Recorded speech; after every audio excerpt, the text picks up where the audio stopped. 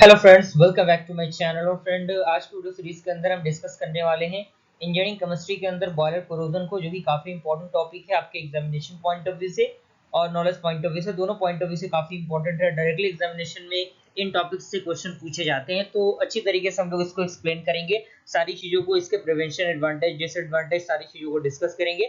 Step by step आप notes को बनाते चलिएगा। और अगर आपने अभी भी इंजीनियरिंग केमिस्ट्री के प्लेलिस्ट को एक्सेस नहीं किया है, तो जल्द से जल्द इंजीनियरिंग केमिस्ट्री के प्लेलिस्ट को एक्सेस कर लीजिएगा, ताकि जो पुराना कंसेप्ट है वो भी क्लियर होता चलेगा आपके लिए, तो फायदेमंद होगा आपके लिए। ओके, स्टार्ट करते हैं हम लोग। सबसे पहले पॉइंट कह रहा है कि the decay of boiler material by the chemical और the electrochemical attack by its environment is known as the boiler corrosion.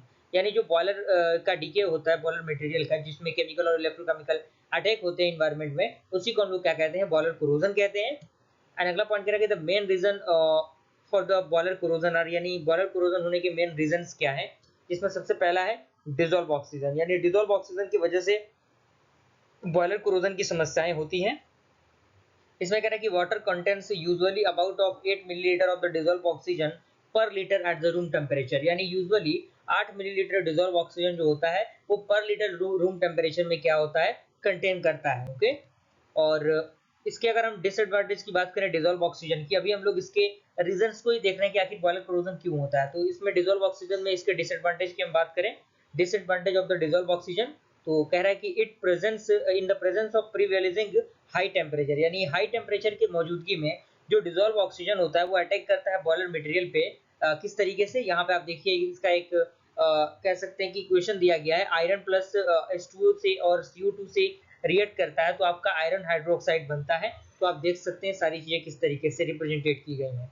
और यहाँ पे आप देख सकते हैं, यहाँ पे इसको और थोड़ा सा हम बैलेंस करेंगे, ये जो आपका आयरन हाइड्रोक्साइड जो है वो आपका फिर से ऑक्सीजन से रेडिएट करेगा, तो आपका Fe2O3.2H2O रस्ट बनाएगा। ओके, तो ये डिसएडवांटेज है डिसॉल्व ऑक्सीजन का, जो कि आपके सामने मौजूद है। सारी चीजों को आप लिखते चलिएगा, एरो को प्रॉपर अच्छी तरीके से आपको देने की जरूरत है। उसके बाद आपका आता है रिमूवल ऑफ डिसॉल्व ऑक्सीजन, यानी डिसॉल्व ऑक्सीजन को हम किस तरीके से रिमूव करेंगे। ओके, तो इसमें कह रहा है कि by adding the calculated quantity of the sodium sulphate, यानी सोडियम सल्फेट को ऐड करके और हाइड्रोजन जिसे हम लोग N2H4 कहते हैं, और सोडियम सल्फेट, यानी इन तीनों में से किसी भी एक को हम यूज कर सकते हैं, जो हमें रिमूव करना होता है ऑक्सीजन को, तो उसके लिए जैसे आप देख सकते हैं Na2SO3 को अगर हम ऑक्सीजन से रिएक्ट करते हैं तो Na2SO4 बनता है, और अगर हम N2H4 को ऑक्सीजन से रिएक्ट करते हैं तो N2+2H2 बनता है। अगर हम Na2S को अगर हम ऑक्सीजन से रिएक्ट करते हैं तो Na2SO4 बनता है। यानी इन सारे इक्वेशंस का बैलेंस होना बेहद जरूरी है, तो आप बैलेंस इनको कर सकते हैं। ओके, अगला आपका पॉइंट इसी के अंदर कह रहा है कि hydrogen is an ideal internal treatment chemical for the removal of dissolve oxygen, यानी जो हाइड्रोजन है एक प्रकार का आदर्श एक इंटरनल ट्रीटमेंट है केमिकल के, जो आपका रिमूवल होता है डिसॉल्व ऑक्सीजन का, उसमें यूज किया जाता है। And alamina 800 liter of RD and a polyvalent organic compound has been employed to degrading water in the minimum time। और यहाँ पे सेकंड आपका है by the mechanical de-aeration, यानी मैकेनिकल डीएरेशन की मदद से भी हम डिसॉल्व ऑक्सीजन को रिमूव कर सकते हैं। That is sparing water through the comfortable plate filtered in the degasification tower and heated from the side and connected to the vacuum pump as shown in the figure।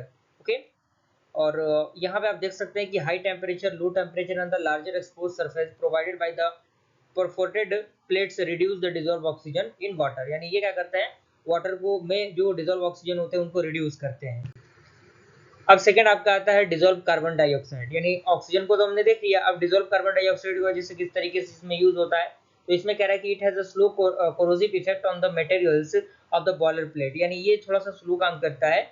And upgrade the high temperature and the pressure of the bicarbonate become to produce the carbon dioxide, यानी आप देख सकते हैं जब magnesium bicarbonate को अगर हम heat करते हैं, यहाँ पे ये हीट का सिंबल है, तो magnesium carbonate plus H2O plus CO2 बनता है। CO2 आपका वातावरण में निकल जाता है, चला जाता है।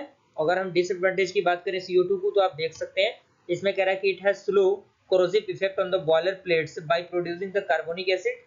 एंड आप देख सकते हैं इसका इक्वेशन, जब आपका कार्बन डाइऑक्साइड H2 से यानी हाइड्रोजन से रिएक्ट करेगा तो H2CO3 बनेगा। और इसका रिमूवल किस तरीके से हो सकता है, तो आप देख सकते हैं इसमें कह रहा है कि by adding the calculated amount of ammonia, यानी अमोनिया जो होता है उसको ऐड करके हम जो CO2 होते हैं उनको रिमूव कर सकते हैं। सेकेंड आप देख सकते हैं इसका दिया गया है आपका अमोनियम हाइड्रोक्साइड CO2 से रिएक्ट करता है तो अमोनियम कार्बोनेट प्लस H2O बनता है। क्लियर? तो अगर आपने अभी भी चैनल को सब्सक्राइब नहीं किया, प्लेलिस्ट को एक्सेस नहीं किया तो जरूर कर लीजिएगा। और यहाँ पे by the chemical mechanical decompression process along with the oxygen. तो इस तरीके से जो आपका ये प्रोसेस है वो कंप्लीट होता है। अगले वीडियो में सीरीज में हम लोग अगले कंसेप्ट के बारे में डिस्कस करेंगे।